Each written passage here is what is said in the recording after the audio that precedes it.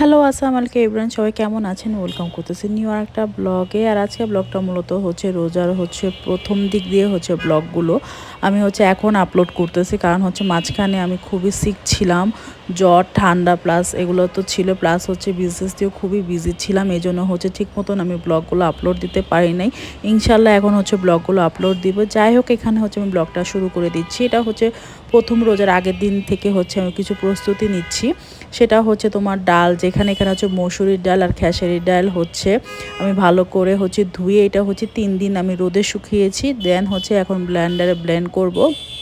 এটা পেঁয়াজুর জন্য জাস্ট ইফতারের আগ মুহূর্তে জাস্ট 10 মিনিট আগে পানির সাথে মিক্স করে জাস্ট ইনস্ট্যান্ট একটা বানানো যাবে এই।